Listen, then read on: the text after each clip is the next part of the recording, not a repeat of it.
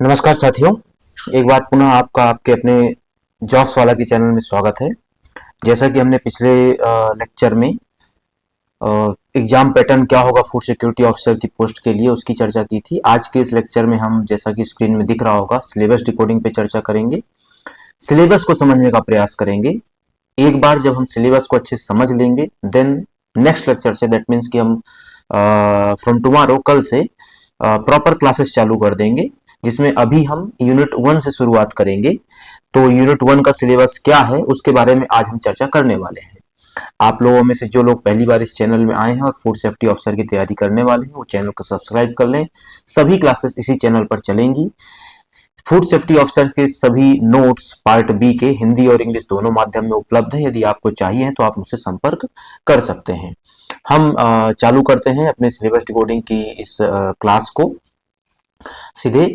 देखो, इसमें टोटल जो वो है एग्जाम है, जैसे कि हमने कल एग्जाम पैटर्न में चर्चा करी थी, 450 नंबर का, ये यूं कहें टोटल एग्जाम 500 नंबर का होगा, जिसमें से 50 नंबर का इंटरव्यू है, 450 नंबर का रिटर्न एग्जाम है। इस रिटर्न एमसीक्यू बेस्ड एग्जाम में दो हिस्से हैं। एक हिस्सा जनरल स्टडीज के नाम से है, जिसमें एमपीजी के और कंप्यूटर और आईसीटी, करंट अफेयर, ये सब पूछा जाएगा, जिसके 50 क्वेश्चन रहेंगे, जो कि वेटेज बनाता है 150 नंबर का। ठीक है, 50 क्वेश्चन वेटेज बनाएगा कितने का दोस्त? 150 नंबर का। और जो दूसरा रहेगा आपका, वो है subjective paper. Subjective in the sense कि इस पर्टिकुलर सब्जेक्ट से रिलेटेड, दैट मीन्स कि फूड साइंस एंड टेक्नोलॉजी है ना, खाद्य विज्ञान और तकनीकी का पेपर रहेगा। खाद्य विज्ञान और तकनीकी का जो आपका पेपर रहेगा, उसमें 300 नंबर के टोटल क्वेश्चन आने वाले हैं, है ना। 300 नंबर का जो टोटल क्वेश्चन पेपर रहेगा, उसमें 100 क्वेश्चन रहेंगे, हर क्वेश्चन 3 नंबर का रहेगा। इस बात को आपको ध्यान में रखना है। ठीक है, अब ये जो 300 नंबर का पेपर रहेगा, इसको 10 यूनिट में डिवाइड किया गया है। हर यूनिट को एक अलग नाम दिया गया है, हर यूनिट के अंदर एक अलग सिलेबस रखा गया है। आपको इन सभी 10 यूनिट्स को पढ़ने की आवश्यकता रहेगी, तभी आप 300 नंबर के पेपर को कवर कर पाएंगे। और यही दरअसल क्या है, मेन चीज है ना। जो जनरल स्टडीज है वो भी ऐसा है कि, ऐसा नहीं कहूंगा कि मेन चीज नहीं है, 150 नंबर का वेटेज वो भी रखता है, लेकिन अगेन कि ये कोर पोर्शन है, यहाँ पे आपको कमांड रखनी पड़ेगी। ठीक है, चालू करते हैं हम हमारे सिलेबस डिस्कशन को। देखो, यूनिट 1 का जो सिलेबस है, यूनिट 1 का जो नाम दिया गया है वो है introduction to the basic food science, है ना। ये जो introduction to the basic food science है, इसमें बहुत सारी बातें हैं, जिसमें सबसे पहले तो आ जाता है इतिहास। इतिहास किसका? तो history of food and it's preservation. दो टॉपिक शामिल किए गए हैं एक पहले पॉइंट में ही, एक हिस्ट्री ऑफ फूड और दूसरा हिस्ट्री ऑफ प्रिजर्वेशन। अब मान लो मैं कहता हूं, जैसे ये यूनिट 1 के नोट्स हैं, यदि मैंने अभी जैसे कहा आपको कि यूनिट 1 और से लेकर के 10 तक के सभी कंप्लीट नोट्स अपने पास उपलब्ध हैं, हिंदी और अंग्रेजी दोनों में, उन्हीं में से हम चर्चा भी कर रहे हैं। मान लो जैसे हमने कहा कि यूनिट 1 के नोट्स, जो कि अभी आपको दिख रहे होंगे, 78 पेज के हैं। कितने के हैं भाई दोस्त? 78 पेज के यूनिट 1 के नोट्स हमने बनाए हुए हैं। इन 78 पेज के नोट्स में जो सबसे पहला टॉपिक है वो है हिस्ट्री ऑफ फूड। अब यदि मैं हिस्ट्री ऑफ फूड की आपसे बात करूं दोस्त, तो इसमें हम सबसे पहले समझेंगे हिस्ट्री ऑफ फूड में फूड क्या है, फूड किसके टर्म में। FSSAI जो हमारा जो कानून बना हुआ है ना, फसाई जो कानून बना हुआ है, उसके आधार पर फूड की परिभाषा क्या होती है, प्राइमरी फूड की परिभाषा क्या होती है। जब हम फूड समझ लेंगे तो हिस्ट्री ऑफ फूड में आएंगे। अब जब हिस्ट्री ऑफ फूड में आओगे तो इसमें दो बातों को समझना पड़ेगा, है ना। यहाँ पे सिलेबस के अनुसार ही देखते हैं। हिस्ट्री ऑफ फूड में जब आओगे तो दो हिस्से में हम इसको डिवाइड करेंगे। एक और वर्ल्ड लेवल पे क्या हिस्ट्री है फूड की, ऐतिहासिक स्तर पे, वैश्विक स्तर पे क्या स्थिति है, और फिर भारतीय स्तर पे क्या स्थिति है। और जब तुम भारतीय स्तर पे समझ लोगे तो फिर अलग कहानी चालू हो जाएगी, है ना। जब तुम भारतीय स्तर पे समझोगे तो वापस से अलग कहानी चालू हो जाएगी कि भारतीय स्तर पे वैदिक सभ्यता में क्या स्थिति थी, है ना। भारतीय स्तर पे वैदिक सभ्यता में क्या स्थिति थी, वैदिक सभ्यता के बाद क्या स्थिति थी, तो आपको अलग अलग स्टेप में उसको देखना पड़ेगा।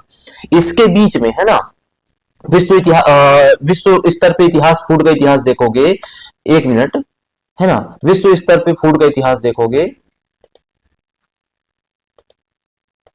सॉरी, है ना, विश्व स्तर पे जब फूड का इतिहास देखोगे और जब भारतीय स्तर पे देखने आओगे तो बीच में एक चीज आ जाएगी, उसको हम कहते हैं कोलंबियन एक्सचेंज, है ना। क्या कहते हैं हम?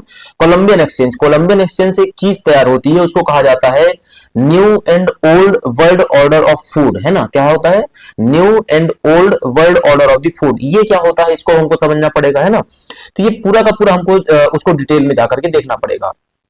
ऐसे ही फिर आ जाएगा traditional foods and their importance. भाई भारत में बहुत सारे ट्रेडिशनल फूड्स हैं, उनके इंपॉर्टेंस देखना पड़ेगा। भाई इडली सांभर खाते हो, क्यों खाते हो, क्या महत्व है उस चीज का। उत्तपम खाते हैं लोग, क्यों खा रहे हैं भाई, उसका क्या महत्व है। गुजरात में अपना खाखरा फाफड़ा खा रहे हैं, क्यों खा रहे हो, क्या महत्व है उसका, ट्रेडिशनल वैल्यू क्या है उसका, न्यूट्रिशनल वैल्यू क्या है उस चीज का। ट्रेडिशनल फूड का न्यूट्रिशनल वैल्यू समझ रहे हो, ट्रेडिशनल फूड का न्यूट्रिशनल वैल्यू क्या है आज की तारीख में, उसको समझना पड़ेगा। Then role of traditional food क्या है, फूड फोर्टिफिकेशन क्या होता है ना।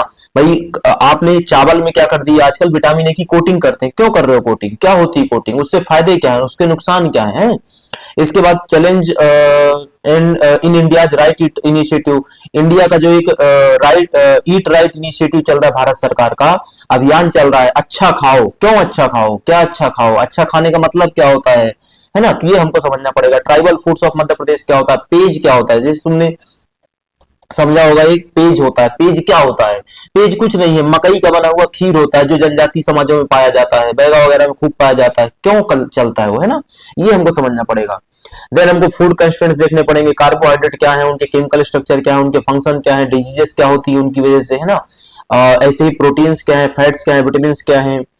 मेटाबॉलिक पाथ क्या होते हैं, कार्बोहाइड्रेट का मेटाबॉलिक पाथ क्या होता है, प्रोटीन का मेटाबॉलिक पाथ क्या होता है, मतलब कार्बोहाइड्रेट के मेटाबॉलिक पाथ में जाओगे तो ग्लाइकोलाइसिस क्या होती है, ग्लाइकोजिनोलाइसिस क्या होती है, समझ रहे हो। सिट्रिक एसिड साइकिल क्या होता है, जिसको आप टीसीए साइकिल बोलते हैं, सिट्रिक एसिड साइकिल क्या होता है, ये सब हमको क्या है समझना पड़ेगा। ऐसे ही आप जब प्रोटीन में जाओगे तो ऑर्निथिन साइकिल क्या होता है, अगेन डिटेल में सब देखना पड़ेगा। प्रॉपर्टीज ऑफ फूड में जाओगे तो फिजिकल प्रॉपर्टीज क्या होती हैं, केमिकल प्रॉपर्टीज क्या होती हैं, एसिडिक बेसिक प्रॉपर्टीज क्या होती है, कोलाइडल प्रॉपर्टीज क्या होती है, तो ये डिटेल में अपने को क्या दोस्त देखना पड़ेगा, काफी गहराई में जाकर के सिलेबस को पढ़ना पड़ेगा यूनिट 1 को, ठीक है। उसके बाद आता है आपका यूनिट 2। यूनिट 2 को जो नाम दिया गया है वो माइक्रोबायोलॉजी है, लेकिन चूंकि एग्जाम आपका किस चीज का है भाई, फूड सेफ्टी ऑफिसर का, तो यहाँ पे माइक्रोबायोलॉजी भी किसके कंसर्न में दी गई है, तो माइक्रोबायोलॉजी आपकी फूड सेफ्टी के संदर्भ में दी गई। दैट मीन्स कि उसको नाम दे दिया गया फूड माइक्रोबायोलॉजी, क्या है वो, फूड माइक्रोबायोलॉजी। लेकिन इसके जब पहले पॉइंट में जाएंगे आप, पहला पॉइंट ये लिखा है और इसके आखिरी पॉइंट में जाएंगे आप, है ना, माइक्रोबियल टेक्निक, यहां पर ये जो पॉइंट लिखा हुआ है, ठीक है। पहले पॉइंट में लिखी हुई बातों में क्या है, माइक्रो ऑर्गेनिजम्स के characters, classification, morphology, physiology, growth, nutrition, reproduction, ये पहले पॉइंट में लिखा है। यहां पे लिखा हुआ है माइक्रो ऑर्गेनिजम्स के टाइप्स, मॉर्फोलॉजी, ये दोनों पॉइंट और ऊपर की पहली लाइन पूरी एक साथ पढ़नी पड़ेगी अपनों को। और ये है क्या, वायरस क्या है, बैक्टीरिया क्या है, उनके क्लासिफिकेशन क्या है, टाइप्स क्या है, मॉर्फोलॉजी क्या है, ग्रोथ क्या है, न्यूट्रिशन क्या है, वाटर एक्टिविटी क्या है, ये सब अपने को देखना पड़ेगा, ठीक है। फिर आता है food poisoning and food borne disease, कि भाई फूड पॉइजनिंग क्या होती है, किस कारण से होती है, टॉक्सिन्स क्या होते हैं, मायोटॉक्सिन्स क्या होते हैं, अल्फा टॉक्सिन्स क्या होते हैं, बोटुलिनम टॉक्सिन क्या होता है, ये सब हमको देखना पड़ेगा। रैपिड डिटेक्शन कैसे करें उनका, भाई खाना खराब हो गया कैसे पता चलेगा खाना खराब हो गया, डिटेक्शन कैसे होगा, क्या क्या मेथड होते हैं उसके, ठीक है। इसके बाद आता है food fermentation, fermented food product क्या होता है, पहले की बात तो फर्मेंटेशन क्या होता है, फर्मेंटेशन की टेक्निक्स क्या होती हैं। फिर आएगा फर्मेंटेशन फूड प्रोडक्ट्स क्या होते हैं, भाई आप ब्रेड खाते हैं, टोस्ट खाते हैं, खीर सॉरी ब्रेड खा रहे हैं, टोस्ट खा रहे हैं, दही खा रहे हैं, इतनी सारी चीजें चल रही हैं, बेवरेजेस ढेर सारे मार्केट में आते हैं, ये कैसे बनते हैं, ठीक है, इनको हमको समझना पड़ेगा। फिर आता है फूड स्पॉइलेज क्या होता है, मतलब खाना खराब हो गया, है ना, फूड स्पॉइलेज का मतलब होता है हिंदी में खाना खराब हो गया, तो बोले स्पॉइलेज फूड ग्रुप्स में हमको स्पेसिफिक पढ़ना पड़ेगा। मिल्क और मिल्क प्रोडक्ट का स्पॉइलेज क्या होता है, कैसे होता है, स्पॉइलेज हो जाएगा, स्पॉइलेज हो जाएगा तो समझो मिल्क में अभी जो केमिकल कंस्टेंट था, तो स्पॉइल्ड मिल्क में क्या केमिकल कंस्टेंट रहेगा, ये समझना पड़ेगा। मीट, पोल्ट्री, फिश, सेरेल्स, है ना, अनाज अपने, pulses, oils, fruits, vegetables, canned foods, ऐसे ढेर सारी चीजों को हमको समझना पड़ेगा कि यदि ये स्पॉइल हो जाए तो क्या होगा, कैसे हम उसको ठीक करें। ये यूनिट 2 के अपने नोट्स हैं, है ना, इसमें फूड माइक्रोबायोलॉजी अपने को पूरा दिखाई देगा। इसके नोट्स लगभग 63 पेज के आसपास के हैं, ये हिंदी में भी उपलब्ध है, ठीक है, हिंदी में भी। अभी चूंकि अपने पास ज्यादा समय नहीं है यहाँ पर इसी क्लास में डिस्कस करने को, इसलिए हिंदी वाले में भी चर्चा नहीं कर रहे हैं। हाँ, लेकिन जो लोग हिंदी वाले देख रहे होंगे उनके लिए बता दें कि सब हिंदी में भी उपलब्ध है, क्लासेस भी हिंदी में भी होंगी, है ना। तो ये फूड माइक्रोबायोलॉजी, अब जैसे अभी हमने पीछे चर्चा करी कि भाई क्या अपने को इसमें देखना रहेगा, जैसे मान लो अभी यहीं पर चर्चा कर लेते हैं फूड स्पॉइलेज की, ठीक है। आपसे अभी हम चर्चा कर रहे थे किसकी, spoilage of milk and milk products, ठीक है। अब मान लो यहाँ पे आए पहले, अब identification of food, spoiled food कैसे करेंगे हम, पहले हमने ये देखा था, ठीक है। फिर जब आप आइडेंटिफिकेशन कर लेंगे तो आप जाएंगे स्पेसिफिक प्रोडक्ट्स में कि भाई सोर्सेस ऑफ मिल्क स्पॉइलेज क्या होता है, मतलब मिल्किंग के समय हो सकता है, मतलब जब दूध दुहा जा रहा है तब हो सकता है, ठीक है। और ट्रांसपोर्टेशन के समय हो सकता है, हैंडलिंग के समय स्पॉइल हो सकता है, प्रोसेसिंग के समय स्पॉइल हो सकता है, आपने ज्यादा हीट कर दिया, आपने कम हीट किया, ठीक है। ऐसी ढेर सारी चीजों की वजह से स्पॉइल हो सकता है। स्पॉइल हो जाएगा तो फिर क्या होगा, है ना। और स्पॉइल हो गया तो उसको ठीक कैसे करें, बदले कैसे उसके नेचर को, ठीक है। तो ये पूरा का पूरा क्या है आपका सेकेंड यूनिट में रहेगा। देन आपको इसी में माइक्रोवेव टेक्निक देखनी पड़ेगी, मतलब कल्चर कैसे बनाते हैं, मीडिया प्रिपरेशन कैसे बनते हैं। मतलब मान लो मैंने कह दिया कि आगार मीडिया प्रिपरेशन का कंपोजिशन बताओ, एग्जाम में आ गया आगार मीडिया के कंपोजिशन में, आगार मीडिया के कंपोजिशन में आगार कितने कंसंट्रेशन पे यूज किया जाता है, सुक्रोज कितने कंसंट्रेशन पे यूज किया जाता है, तो अपने को पता होना चाहिए ना ये चीज। तो ये सेकेंड यूनिट रहेगी अपनी। फिर आ जाता है आपका थर्ड यूनिट। थर्ड यूनिट दो चीजों से डील करता है, एक फूड और दूसरा न्यूट्रिशन। जब आप फूड में जाएंगे तो पहले पूछा गया है फूड का फंक्शन, फूड का क्लासिफिकेशन, फूड का सोर्स, ठीक है। ये तीन चीजें हो गई। इसके बाद न्यूट्रिशन में जाएंगे तो न्यूट्रिशन से फंक्शंस, न्यूट्रिशन से क्लासिफिकेशन, न्यूट्रिशन के सोर्सेस क्या है। तो हमको दोनों चीजों को साथ में देखना पड़ेगा। जब ये हो जाएगा तो बैलेंस डाइट क्या होती है, रिकमेंडेड डाइटरी अलाउंसेस आरडीए, है ना। रिकमेंडेड डाइटरी अलाउंसेस आरडीए क्या होता है, ऐसा बायोलॉजिकल वैल्यू क्या होता है, नेट प्रोटीन यूनिट क्या होता है, ठीक है। तो ये सब हमको पीआर क्या होता है, बीएमआई क्या होता है, बीएमआई की वैल्यूज क्या होती है, किस लेवल पे मानेंगे बीएमआई के आधार पर हम, ये इतने में मोटा माना जाएगा, इतने में ओबेस माना जाएगा, इतने में ये मोटा नहीं माना जाएगा, सामान्य माना जाएगा, है ना। किस कंडीशन में हम मानेंगे कि ये ओवर नरिश्ड है और किस कंडीशन में मानेंगे अंडर नरिश्ड है ना। तो ये अपने को पता होना चाहिए। ऐसे ही असेसमेंट ऑफ न्यूट्रिशन स्टेज, मतलब टेक्निक्स, कॉजेस, प्रिवेंशन ऑफ मल न्यूट्रिशन। मल न्यूट्रिशन क्या होता है, सरकार क्या काम कर रही है उसके लिए, कॉजेस क्या होते हैं उसके लिए, मल न्यूट्रिशन के टाइप क्या होते हैं ना। मल न्यूट्रिशन के टाइप भी होते हैं, ओवर न्यूट्रिशन हो गया, अंडर न्यूट्रिशन हो गया, तो उसमें वेस्टिंग हो सकती है, स्टंटिंग हो सकती है, ये सब टाइप्स है, ठीक है। ऐसे ही न्यूट्रिशन और हेल्थ प्रोग्राम चल रहे हैं, जैसे कि एनएचपी चल रहा है, आईसीडीएस चल रहा है, नेशनल हेल्थ प्रोग्राम चल रहा है ना, आईसीडीएस चलता है, नेशनल फूड सिक्योरिटी मिशन चलता है। डेफिशिएंसी डिजीज बहुत सारी होती है, जैसे मैक्रो माइक्रो न्यूट्रिएंट की वजह से, मतलब कार्बोहाइड्रेट ना होने की वजह से क्या डिजीज हो सकती है, कार्बोहाइड्रेट ज्यादा होने की वजह से क्या डिजीज हो सकती है, भाई डायबिटीज हो जाएगा, ठीक है, समझ रहे हो। प्रोटीन ना हो तो क्या समस्या हो सकती है, प्रोटीन ज्यादा आ जाए आपके शरीर में तो क्या समस्या हो सकती है, विटामिन B5 ना हो तो क्या समस्या हो सकती है, B5 ज्यादा हो जाए तो क्या समस्या हो सकती है। तो ये अपने को देखना पड़ेगा, इनका प्रिवेंशन कैसे करें, है ना, इनका प्रिवेंशन कैसे करें। ये आपके यूनिट 3 के नोट्स है पूरे, जैसा कि हमने चर्चा करी, पूरे के पूरे नोट्स आपको इसमें देखने को मिल जाएंगे, है ना। उसमें डिटेल में एकदम क्या है चर्चा सभी में की गई है। ये पूरा का पूरा जो आपका है, जैसे मान लो बीएमआई है तो बीएमआई का कैलकुलेशन कैसे करते हैं, बीएमआई का स्थापना कैसे हुई, है ना, इंटरप्रिटेशन कैसे करेंगे। मतलब इंटरप्रिटेशन का मतलब होता है, जैसे मैंने कहा कि यदि आपका बीएमआई लेस देन 18.5 है, दैट मीन्स कि आप अंडर वेट है। यदि आपका बीएमआई 18.5 से 24.9 के बीच है, दैट मीन्स कि आप नॉर्मल वेट है ना। 25 से लेकर के 29.9 या 30 के बीच में है तो आप ओवर वेट है। तो हम बीएमआई को कैसे इंटरप्रिटेट करें, ये बीएमआई बताता है हमारा नरिशमेंट के स्तर को, ठीक है। इसके बाद आता है आपका यहाँ पर यूनिट 4। यूनिट 4 डील करता है आपका इसमें फूड प्रिजर्वेशन, पैकेजिंग और स्टोरेज से। भाई खाना बन गया, अब खाना पक गया, कैसे उसको हम स्टोर करें, कैसे, क्योंकि हमको उसको ट्रांसपोर्ट करना है ना दोस्त, है ना, अथवा लंबे समय तक हमको प्रिजर्व करके रखना है ना उसको, तो कैसे करेंगे। तो अब इसमें आएगा फूड प्रिजर्वेशन के प्रिंसिपल्स क्या होते हैं, मेथड्स क्या होते हैं। जैसे मान लो इसी में चले गए, अब फूड प्रिजर्वेशन के प्रिंसिपल और मेथड में जाने के पहले ये समझो कि फूड तुमको बचाना क्यों है, फूड तुमको बचाना क्या है। तुम्हारे घर में भी प्याज रखी है ना, मेरे घर में भी रखी है, थोड़ी देर बाद ये खराब हो जाएगी तो कैसे बचा लूं उसको। लेकिन मेरे घर में क्या रखा हुआ है, रात की बनी हुई सब्जी भी रखी हुई है, वो थोड़ी देर में खराब हो जाएगी। पहले प्याज खराब होगी, पहले रात की सब्जी खराब होगी। तो प्याज को हम क्या बोलेंगे, सब्जी को क्या बोलेंगे, इस आधार पर हम क्या करते हैं, खाने को डिवाइड करते हैं, किसमें, पेरिसेबल फूड में। किसमें डिवाइड करते हैं, perishable food, non perishable food और सेमी पेरिसेबल फूड में उसको हम डिवाइड करते हैं। मतलब किसकी सेल्फ लाइफ कितनी है, जिसकी सेल्फ लाइफ कम रहेगी वो पेरिसेबल है, जिसकी सेल्फ लाइफ ज्यादा रहेगी वो नॉन पेरिसेबल की कैटेगरी में रखा जाता है। ठीक है, तो ये चीज आ जाती है इसमें। इसके बाद थर्मल टेक्निक्स क्या होती है प्रिजर्वेशन की, नॉन थर्मल टेक्निक्स क्या होती है प्रिजर्वेशन की। बोले स्टेरिलाइजेशन कर दो, थर्मल टेक्निक हो गई भाई। इरेडिएशन कर दो, थर्मल टेक्निक हो गई भाई। फिल्ट्रेशन कर लो, नॉन थर्मल टेक्निक हो गई, है ना। तो ये पूरी मेथड्स हमको समझनी पड़ेंगी। स्टेरिलाइजेशन करना है तो कितनी देर में करना है भाई, कितने मिनट तक करना है, कितने टेम्परेचर पे करना है, करोगे तो क्या फायदा, नहीं करोगे तो क्या फायदा है स्टेरिलाइजेशन के भी नुकसान हो गए ना भाई। इसके बाद आता है फूड पैकेजिंग।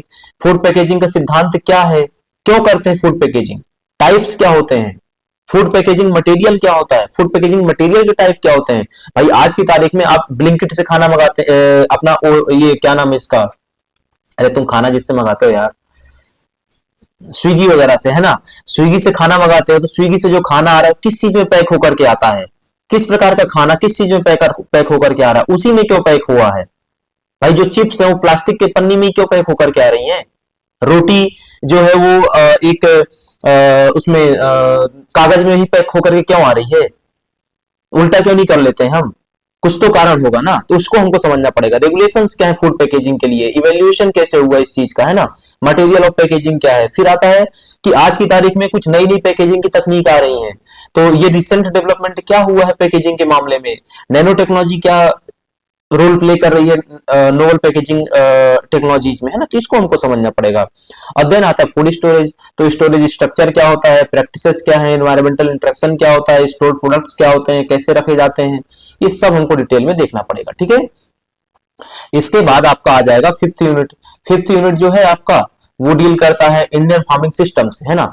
अभी इंडियन फार्मिंग सिस्टम यहाँ पे आपका दिखाई दे रहा होगा, ये है ना, ये फोर्थ यूनिट के नोट्स, ये फिफ्थ यूनिट के नोट्स हैं।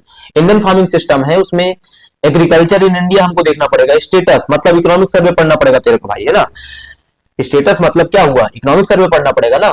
फिर ट्रेडिशनल और मॉडर्न फार्मिंग सिस्टम्स क्या होते हैं भाई, पुराने जमाने में कैसे तकनीक चल रही थी, आज की तारीख में कैसे तकनीक चल रही है और आगे कैसी चलेगी, तीनों देखना पड़ेगा ना भाई। अभी जैसे उदाहरण के लिए स्मार्ट फार्मिंग आ रही है, क्या आ रहा है, स्मार्ट फार्मिंग आ रही है, डिजिटल फार्मिंग आ रही है, ये भविष्य की बातें हैं। एआई फार्मिंग आ रही है, भविष्य की बातें हैं। अभी जो चल रहा है आज की बातें हैं, पीछे जो हो चुका है बैल वगैरह वाला वो पुरानी बातें, परंपरागत कृषि तकनीकें, है ना, वो हमको देखना पड़ेगा। इसके बाद है कंपोनेंट ऑफ फार्मिंग सिस्टम्स, मतलब क्रॉप्स क्या होती हैं, क्रॉप्स में भी जाओगे तो फिर सेरेल्स क्या होते हैं, पल्सेस क्या होती हैं, कमर्शियल क्रॉप्स क्या होती हैं, मोटे अनाज क्या होते हैं, उन सबको देखना पड़ेगा डिटेल में। क्रॉपिंग सिस्टम्स क्या होते हैं, क्रॉपिंग पैटर्न्स क्या होते हैं, लाइव स्टॉक क्या होता है, लाइव स्टॉक में स्पेसिफिक बताया गया है क्या क्या पढ़ना है तुमको। डेयरी पढ़नी है, पिगरी सुअर पालन, डेयरी मतलब गौ पालन, ठीक है, गौ पालन या गौ भैंस पालन समझ लो आप उसको, है बोवाइंस को जहां पालते हैं हम, जिसको जहां पे हम बोवाइंस को पालते हैं उसको हम डेयरी कह सकते हैं सामान्यतः, बट उसको भी कई बार गौ पालन में कंसीडर किया जाता है। इसके बाद पिगरी क्या है, गोटरी मतलब बकरी पालन क्या है, इसके अलावा पोल्ट्री मतलब मुर्गी पालन क्या है, डकरी मतलब बतख पालन क्या है, ये सब डिटेल समझना पड़ेगा। इनकी स्पीशीज क्या होती है, कौन सी मुर्गी पालेंगे तो ज्यादा फायदा होगा, कौन सी मुर्गी हमको ज्यादा अंडा देगी, कौन सी बकरी से हमको ज्यादा मांस मिलेगा, कौन सी बकरी से हमको ज्यादा दूध मिल सकता है, तो ये अपने को समझना पड़ेगा, ब्रीड्स समझनी पड़ेंगी कायदे से, मेरा कहने का मतलब। फिर आता है हॉर्टिकल्चर एंड एग्रो फॉरेस्ट्री, दो टॉपिक दिए हुए हैं। हॉर्टिकल्चर बागवानी हो जाता है, एग्रो फॉरेस्ट्री का मतलब होता है जहां खेती के साथ क्या किया जाता है, वृक्षारोपण किया जाता है, ठीक है, अथवा वृक्षारोपण के साथ खेती की जाती है। तो हॉर्टिकल्चर क्रॉप्स क्या क्या होती हैं, एग्रो फॉरेस्ट्री सिस्टम्स क्या होते हैं, और इसी में एक टॉपिक जोड़ दिया गया एक्वाकल्चर क्या होता है। एक्वाकल्चर आपको 3 बार यहाँ पे दिया गया इस पूरे सिलेबस में, एक्वाकल्चर दो बार नाम से दिया गया है, और इसी से रिलेटेड एक और टॉपिक दिया गया है, उसको हम डायरेक्ट एक्वाकल्चर नहीं कहते हैं, लेकिन है यही बात, वो क्या है, वो फिशरीज, वो आपको इसमें दिया हुआ है, ठीक है, मतलब इस यूनिट में नहीं आगे दिया हुआ है। फिर है इंटीग्रेटेड फार्मिंग मॉडल्स क्या होते हैं, मतलब जहां खेती के साथ कुछ और करते हो, जैसे उदाहरण के लिए डक कम फिश, मतलब एक ही तालाब में तुम मछली भी पाल रहे हो और बतख भी पाल रहे हो, है ना। डेयरी कम फिश मतलब एक तालाब खोदा वहां मछली पल रही है, बगल में गौशाला खोल लिया। पिगरी कम फिश, बगल में एक सुअर पालन चालू कर दिया, तालाब में मच्छी पालन चालू कर दिया। स्मॉल एंटरप्राइजेस क्या होती है इनको लेकर के, है ना, तो ये अपने को समझना पड़ेगा।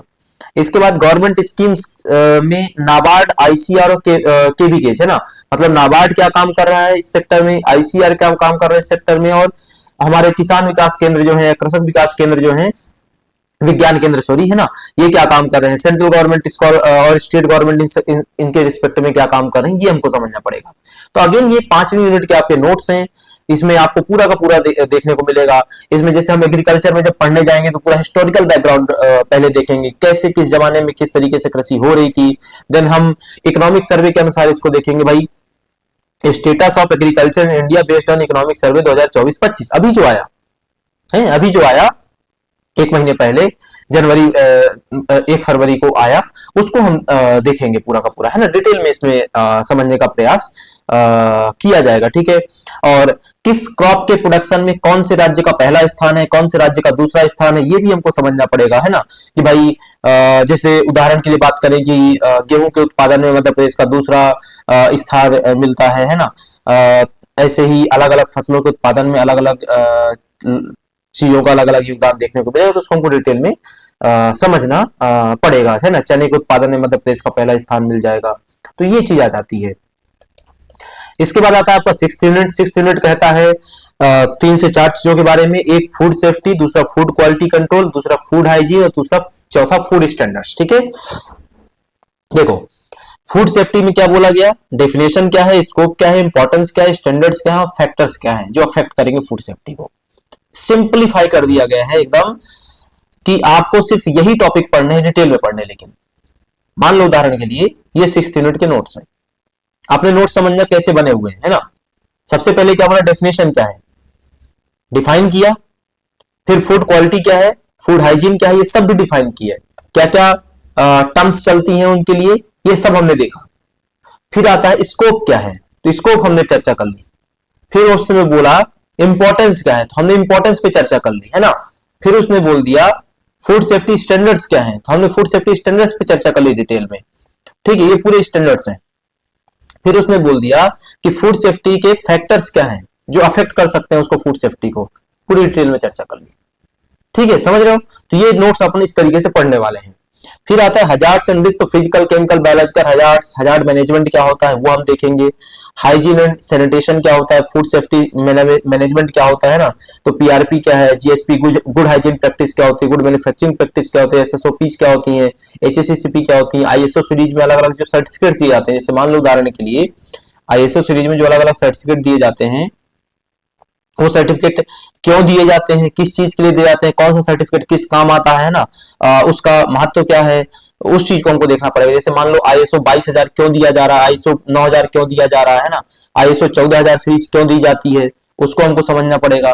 आईएसओ 45,001 क्यों दिया था, 50,001 क्यों दिया था, 22,005 क्यों दिया था, तो ये सब के अपने क्या है कुछ कारण है, उसको हमको देखना पड़ेगा, ठीक है।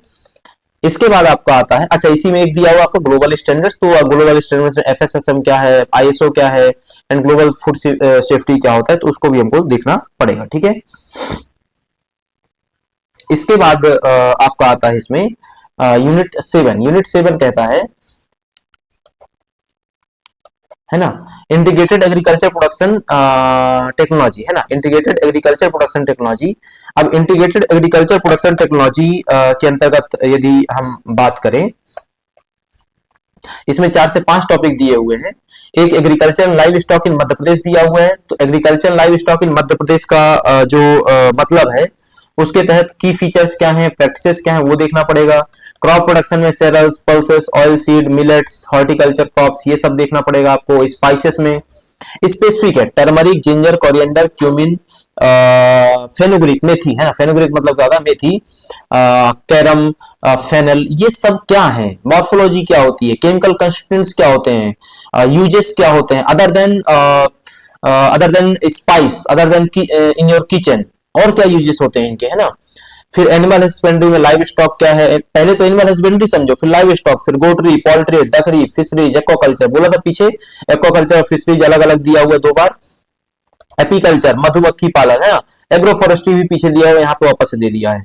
इसके अलावा एक सस्टेनेबल प्रैक्टिसेस में दिया हुआ पोस्ट हार्वेस्ट लॉस क्या होता है, तो जब तुम पहले पोस्ट हार्वेस्ट लॉस समझोगे तब तो पोस्ट हार्वेस्ट मैनेजमेंट समझोगे। भाई मेरे को नुकसान कहाँ हुआ तब तो मैं उसका प्रबंधन करूंगा, पहले तो नुकसान समझूंगा, है। तो पोस्ट हार्वेस्ट मैनेजमेंट क्या है, energy and water conservation management क्या होता है, health and crop pest management क्या होता है ना, सॉइल हेल्थ क्या होती है, क्रॉप और पेस्ट मैनेजमेंट क्या होता है, तो इसको भी हमको समझना पड़ेगा। तो ये पूरा का पूरा 7वीं यूनिट आपका कवर करेगा। 7वीं यूनिट जैसे यहाँ पे आप देख पा रहे हैं पूरा डिटेल में ऑलरेडी दिया हुआ है ना। जैसे यहाँ पे आपको वाटर हार्वेस्टिंग मैनेजमेंट दिख रहा है।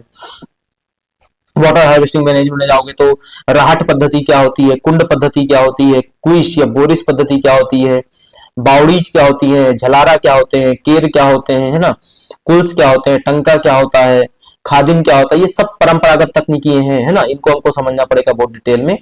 तो ये चीज है। इसके बाद आता है आपका 8th यूनिट। 8th यूनिट कहता है animal product processing. Animal product processing में सबसे पहले मीट, तो बोले मीट का कंपोजिशन क्या है, केमिकल, टाइप्स क्या है, बोले गाय का मीट, ये सामान्य भाषा में जो मैं कह रहा हूँ इसी तरीके से हमको डिटेल में पढ़ना पड़ेगा, है ना। जैसे मान लो तुम यहीं पे आ जाओ ना दोस्त, है ना। अब मान लो मीट में गए तो मीट का भी प्रोडक्ट क्या क्या होता है, लैम्ब क्या होता है, मटन क्या होता है, व्हील क्या होता है, बीफ क्या होता है, पोर्क क्या होता है, ठीक है। इसके अलावा मीट प्रोडक्शन इंडिया में पोल्ट्री सेक्टर से कितना आता है, बफेलो से कितना आता है, सीप से कितना आता है, गोट से कितना आता है, पिग से कितना आता है, तो ये चीज आ जाती है। इसके बाद कंपोजिशन ऑफ मीट में आओगे तो केमिकल कंपोजिशन में वाटर कितना है, प्रोटीन कितना होता है, फैट कितना होता है, विटामिन क्या होते हैं, है ना, फैक्टर्स कौन कौन से अफेक्ट कर सकते हैं भाई। स्पीसीज, जैसे उदाहरण के लिए मान लो मैं तुमको कहता कैसे अफेक्ट करता है, तुम मुर्गा खाते हो, मैं नहीं खाता, है ना। तो मुर्गा जो खा रहे हो उसमें कौन सा मुर्गा तुमको पसंद है, मैं कहता हूं जो तुम अभी लोकल रेड हॉर्न खाते हो मेरे ख्याल से, है ना। तो जो रेड हॉर्न मुर्गा खा रहे हो उसकी जगह तुमको परोस करके दिया जाए कड़कनाथ, अब तुमको कौन सा पसंद आएगा। क्यों पसंद है कड़कनाथ ज्यादा भाई, क्योंकि कड़कनाथ स्पीसीज अलग है, उसका केमिकल कंपोजिशन अलग है, उसकी बॉडी में फैट ज्यादा होता है, उसकी बॉडी में प्रोटीन ज्यादा होता है, सॉरी, है ना, समझ रहे हो। तो स्पीसीज अफेक्ट करती है, ब्रीड अफेक्ट करती है, उसका सेक्सुअल कंडीशन अफेक्ट करता है, मेल है फीमेल है ना, एज अफेक्ट करती है। बच्चा काट दिए तुम, नहीं यार बच्चा नहीं काटना है, बच्चा नहीं खाना है अपने को, है ठीक है। इसके अलावा फिश एंड पोल्ट्री प्रोसेसिंग क्या होता है, टेक्निक्स और प्रैक्टिसेस क्या होती हैं, एग प्रोसेसिंग क्या होता है, मिल्क एंड मिल्क प्रोडक्ट्स में मिल्क अडल्ट्रेशन क्या होता है, डिटेक्शन कैसे करें, दूध में पानी मिला दिया, दूध में यूरिया मिला दिया, कैसे डिटेक्ट करें, समझ रहे हो। 4 साल पहले 5 साल पहले मध्य प्रदेश में अपने ही भोपाल में एक दुग्ध सहकारी संघ है, नाम नहीं बोलूंगा अभी, है ना, पता चला वो भी मेरे पीछे पड़ गए। तो दुग्ध सहकारी संघ के जो कर्मचारी थे वो दूध में यूरिया मिला के बेच रहे थे। ढेर सारे टपरे मिल जाएंगे उसको सड़क किनारे हुए लगे हुए आपके उस दुग्ध सहकारी संघ के, सरकारी कंपनी है, कोऑपरेटिव है, यूरिया बेच रहे थे उसमें। क्या नुकसान है यूरिया के, क्यों मिला रहे हैं यूरिया, दोनों समझना पड़ेगा, क्यों मिलाते हैं, क्या नुकसान है, क्या यूरिया इतना सस्ता है दूध से कि उसको मिलाया जा रहा है। बाद में उस चीज को रोकने के लिए सरकार ने एक अभियान चलाया था, शुद्ध के लिए युद्ध, पुराने मुख्यमंत्री जी थे, उनने अभियान चलाया था। आजकल वो मुख्यमंत्री जी बड़े पद में बैठ गए हैं, बहुत ऊपर बैठे हुए हैं, है ना। तो वो शुद्ध के लिए युद्ध, क्या के लिए, शुद्ध के लिए, ना युद्ध, दूध शुद्ध हुआ ना युद्ध खत्म हुआ, चले जा रहा है युद्ध। तो ये 8वीं यूनिट आपको पूरा डिटेल में देखनी पड़ेगी। फिर आ जाती है आपकी 9th unit. 9th unit deal करती है फूड प्रोसेसिंग टेक्नोलॉजी से। फूड प्रोसेसिंग टेक्नोलॉजीज में नॉन थर्मल टेक्नोलॉजी आ जाती है, जैसे माइक्रो फिल्ट्रेशन क्या होता है, खाना दूध आपका फिल्टर करते हो, क्यों फिल्टर कर रहे हो, माइक्रो फिल्ट्रेशन उसमें क्या काम करेगा। हाई प्रेशर प्रोसेसिंग क्या होती है, अल्ट्रा फिल्ट्रेशन क्या होता है, रिवर्स ऑस्मोसिस क्या होती है, ultra high voltage electric field क्या होता है, कोल्ड प्लाज्मा फिल्ट्रेशन क्या होता है, ये डिटेल में समझना पड़ेगा, क्या टेक्नोलॉजी कैसे वर्क करती है, प्रोसेसिंग क्या होती है ना। इसके बाद nutraceuticals and functional foods. Nutraceuticals and functional foods में जब हम आएंगे तो ये समझना पड़ेगा न्यूट्रास्यूटिकल्स क्या होते हैं, फंक्शनल फूड्स क्या होते हैं, ये कैसे काम करते हैं, ठीक है। इसके बाद फूड प्रिजर्वेशन मेथड्स क्या होते हैं, thermal processing, food preservation method में थर्मल प्रोसेसिंग क्या होती है, इरेडिएशन क्या होता है, फूड एडिटिव्स क्या होते हैं, है ना। और कुछ इनोवेटिव टेक्नोलॉजीज, मतलब अभी ये नया समय है भाई, टेक्नोलॉजी बढ़ रही है, नई नई चीजें आ रही हैं, तो कुछ नए मेथड आए हैं, जैसे एसेप्टिक प्रिजर्वेशन क्या होता है, हाइड्रल टेक्नोलॉजी क्या होती है। हाइड्रल टेक्नोलॉजी कुछ नहीं है, देखो सिंपल सा, यहाँ जितने मेथड लिखे हुए ना, aseptic, hydrostatic, microwave processing, ohmic heating, dielectric, infrared, induction, pasteurisation, सबको तुम मिला दो, क्या बन जाएगा भाई, हाइड्रल टेक्नोलॉजी बन जाएगी। समझ रहे हो, डिटेल में जब पढ़ेंगे देखेंगे। इनोवेटिव टेक्नोलॉजी ये क्या होती है, इनको हमको समझना पड़ेगा। यहाँ पे वही आपको दिखा हुआ है भाई, माइक्रो फिल्ट्रेशन के पूरे नोट्स हैं आपके, है ना, हाई प्रेशर प्रोसेसिंग के नोट्स हैं, अल्ट्रा फिल्ट्रेशन के नोट्स हैं, रिवर्स ऑस्मोसिस के नोट्स हैं आपके, है ना। ये पूरा आपको देखना पड़ेगा। कोल्ड प्लाज्मा क्या होता है, न्यूट्रास्यूटिकल्स क्या होते हैं, पूरा डिटेल में आपका न्यूट्रास्यूटिकल्स मिल जाएंगे इसमें, है ना। क्या कंपोजिशन होता है, कैसे काम करते हैं, फंक्शनल फूड्स क्या होते हैं, क्या डिफरेंस होता है दोनों में, फंक्शनल फूड और न्यूट्रास्यूटिकल में क्या डिफरेंस है, ये डिटेल में समझेंगे, है ना। आखिरी जो यूनिट है आपकी, वो 10वीं यूनिट है, वो कहती है फूड लॉज क्या है, रेगुलेशंस क्या है, सर्टिफिकेशन क्या है और डेवलपमेंट स्केप्स क्या है, मतलब कानून क्या क्या चल रहे हैं वर्तमान समय में फूड के संबंध में, ठीक है। और रेगुलेशंस क्या बने हुए, जैसे मान लो फूड लॉज एंड स्टैंडर्ड्स में जाओगे तो नेशनल और इंटरनेशनल रेगुलेशंस क्या है, एफएसएसएआई क्या है। यहाँ पे कानून नहीं पढ़ने का बोला तुमको, कानून अगली लाइन में बोला है, यहाँ पे संस्था के बारे में पढ़ना है, यहाँ पे संस्था के बारे में पढ़ना है। कोडेक्स क्या होता है, कोडेक्स एलिमेंट्रिस कमीशन क्या काम करता है ना। इसके बाद आता है आपका इसमें कानून, कौन सा कानून, वही एफएससीआई एक्ट और एफएससीआई रूल्स। एफएससीआई एक्ट कब आया, 2006 में। एफएससीआई रूल्स कब आया, 2011 में। डिटेल में पढ़ना पड़ेगा, बहुत डिटेल में, तुमको दिखाता हूं कितना डिटेल में, है ना, समझो। फूड रेगुलेटरी रेजाइम क्या होती है ना, वो एफएसएसआई अपनी संस्था के तौर पे देखना पड़ेगा इसको। ये देखो, तुम समझो एफएसएसआई एक्ट पूरा पढ़ने का मैं क्यों बोलता हूं, क्योंकि यही तुम्हारे एग्जाम का बेस है, यही पूरा एग्जाम इस पे टिका हुआ है, ठीक है। इंटरव्यू में भी यही से क्वेश्चन पूछे जाएंगे, क्या होती है ड्यूटी फूड सेफ्टी ऑफिसर की, वो कहां लिखा हुआ है, इसी एक्ट में लिखा हुआ है भाई, समझ रहे हो, ठीक है। तो ये अपने को डिटेल में जाके देखना पड़ेगा, लेकिन इसमें जाने के पहले ये देखना पड़ेगा कि इसके पहले के कानून कौन से हैं, इसके पहले कौन कौन से कानून चल रहे थे, उनको भी डिटेल में हमको देखना पड़ेगा, ठीक है। तो ये चैप्टर वाइज जाना पड़ेगा, इसमें टोटल आपके 12 चैप्टर हैं और 101 सेक्शंस हैं और 2 शेड्यूल हैं, सब कुछ डिटेल में अपने को देखना पड़ेगा, ठीक है। जैसे उदाहरण के लिए मैंने पहली यूनिट में जब तुमको सिलेबस डिकोड किया तो बताया कि भाई ये देखना पड़ेगा फूड क्या होता है। तो अब जैसे मान लो उदाहरण के लिए मैं कहता हूँ फूड क्या होता है, तो यहाँ पे इसका सेक्शन 3J जो है उसमें फूड की डेफिनेशन दी हुई है, बस खत्म बात। फूड एडिटिव क्या होता है, सेक्शन 3K में डेफिनेशन दी हुई, बात खत्म हो जाती है। प्राइमरी फूड क्या होता है ना, जैसे उदाहरण के लिए प्रश्न आ जाता है प्राइमरी फूड क्या होता है, तो ये 3 के में डेफिनेशन दी हुई है, खत्म बात, जाओ वहां पढ़ लो, समझ रहे हो, है ना। तो यहां से हम डिटेल में चर्चा करेंगे, ये पूरा का पूरा कानून है, सेक्शन वाइज है। जैसे मान लो उदाहरण के लिए यहां से चालू करते हैं, चैप्टर 3, ऊपर 2 चैप्टर निकल चुके हैं, चैप्टर 4, चैप्टर 5, चैप्टर 6 में सेक्शन 26, 27, 28, चैप्टर 7 में सेक्शन 29, 30, 31, 32, पूरा डिटेल में देखना पड़ेगा दोस्त अपने को, ठीक है। इसी में आगे चल करके आपका आ जाता है सर्टिफिकेशन प्रोसेसेस क्या होती है, मतलब जैसे उदाहरण के लिए मान लो तुमको दिखाई देता हूं, है ना, कौन कौन से सर्टिफिकेट प्रोवाइड किए जाते हैं भारत में, किस चीज के लिए क्या सर्टिफिकेट काम करता है, वो सर्टिफिकेट क्यों दिया जा रहा है, कौन देता है, कब से दिया जा रहा है, ठीक है। जैसे ये मान लो अभी हमने बात करी बीएसआई क्या होता है, आईएसआई सिंबल क्या होता है ना, इसके अलावा एफएसएसआई का सिंबल क्या है, आईएसआई का क्या है, एग मार्क क्या होता है, जैविक भारत का सिंबल क्या है, क्यों दिया जा रहा है, कौन दिया था, वीगन का सिंबल क्या है, ग्लूटेन फ्री का सिंबल क्या है, क्यों दिया जा रहा है, कौन देता है। फिर इसी में आपका ऑर्गेनिक फूड क्या होते हैं वो भी आ जाएगा, है ना, तो वो भी देखना पड़ेगा। जेनेटिकली मॉडिफाइड फूड क्या होता है, उनके रेगुलेशन क्या है, स्टैंडर्ड्स क्या है, वो भी देखना पड़ेगा। और आखिरी में इसमें आ जाता है कुछ संस्थान, सीएफटीआरआई, निफ्टैम, आईसीआर, आईसीआरएम, है ना, डीएफआरएल, ये संस्थान देखने पड़ेंगे। तो ये पूरा का पूरा आपको डिटेल में पढ़ना पड़ेगा, जिसके बारे में हम सब साथ में पढ़ेंगे, कल से क्लासेस चालू करेंगे, है ना। धीरे धीरे चलेंगे, इसकी डेट है जो 14 दिसंबर है, काफी समय अपने पास, धीरे धीरे चलेंगे, भागम भाग नहीं मचाना है। मैं पूरा यहाँ पे पढ़ाऊंगा, है ना, लेकिन ये कि जल्दी जल्दी नहीं चलेंगे, धीरे धीरे चलेंगे, डिटेल से चलेंगे, ठीक है। अभी कोई डाउट हो तो आप कमेंट सेक्शन में बता सकते हैं, कोई डाउट नहीं हो, वीडियो अच्छा लगा हो तो भी कमेंट कर सकते हैं कि आपको अच्छा लगा वीडियो, मुझे अच्छा लगेगा, कमेंट देख करके मुझे भी प्रेरणा मिलेगी कि आगे इसको कंटिन्यू रखना है अथवा नहीं रखना है, ठीक है। मिलेंगे नेक्स्ट क्लास में with proper class, first lecture से एकदम, है ना, पहली यूनिट के फर्स्ट लेक्चर से। तब तक के लिए आप सभी का धन्यवाद।